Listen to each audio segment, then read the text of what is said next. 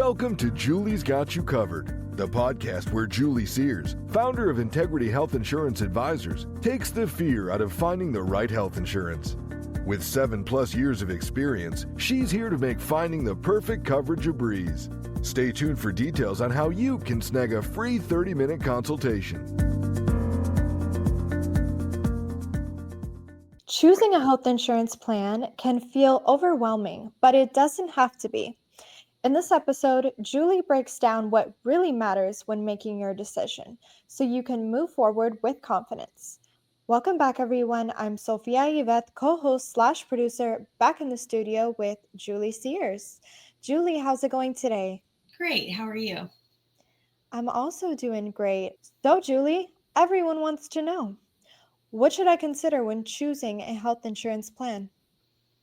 The first question I ask most families is, what do you use your coverage for in a typical year? A lot of people don't use it for much, so it stumps them because they don't really go for anything other than their annual exams and occasional sickness.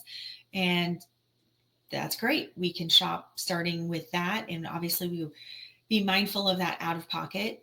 But for someone who does have some medical conditions or some maintenance medications, then we want to take that into account to make sure that you don't have a high deductible that has to be met prior to that coverage kicking in, because you may be a more frequent user and we don't want you experiencing that high out of pocket.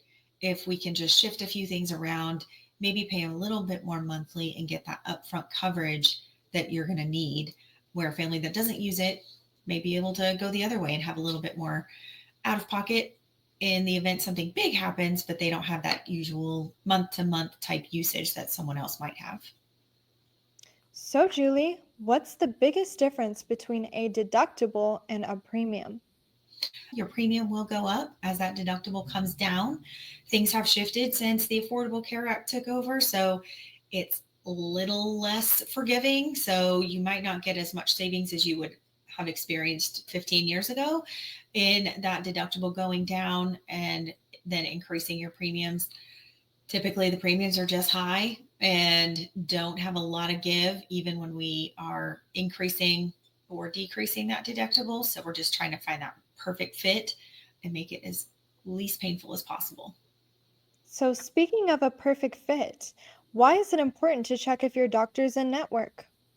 Out of network can cause a lot of out of pocket. So if your doctor does not accept the insurance that you are currently covered on, then it could go to your full out of pocket, or they just may not accept it at all. And you'll just be required to pay cash and have that full out of pocket experience with nothing coming off of that bottom line.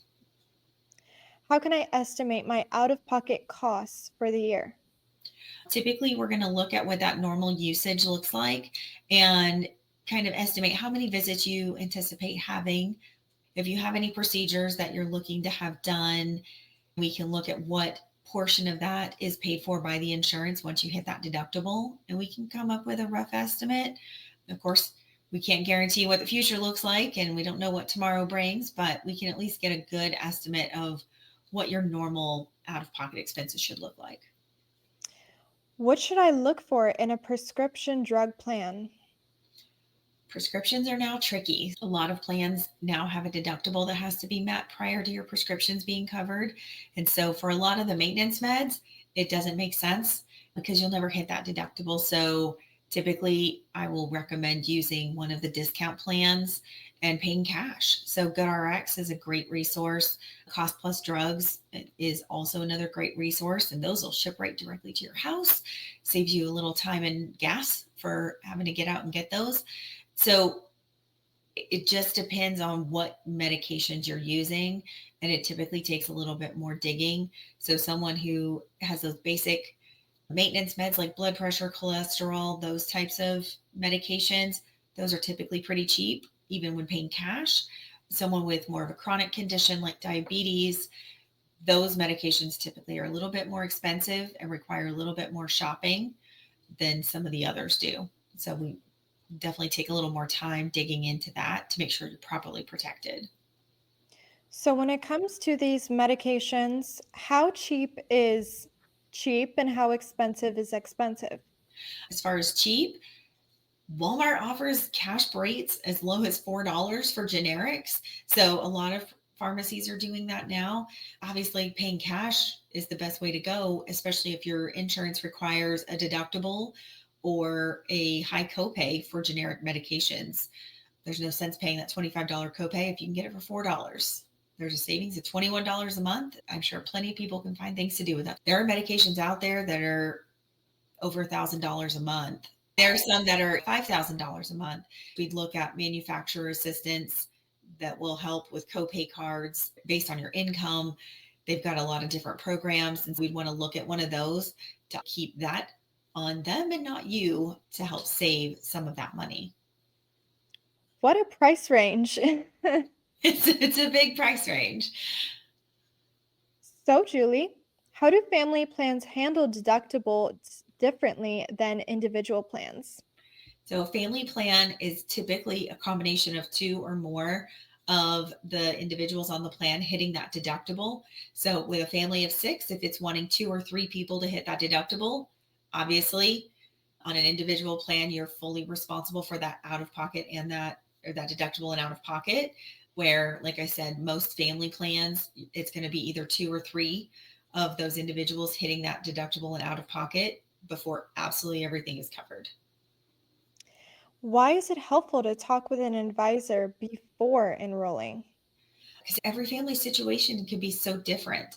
And with kids going off to college or someone being diagnosed with something a little more chronic, then that changes the whole situation and the dynamic. And it could make sense to split the family to get someone who needs more care on a lower deductible plan without everyone having to pay a higher premium, or just making sure that the required doctors are in network along with your medications being properly covered. So it's a very convoluted system nowadays, and it's a little more than just kind of plug and play. So you can't just go by the standard, like Blue Cross is great, because there are varieties of Blue Cross and your doctor may not be in network with one of them.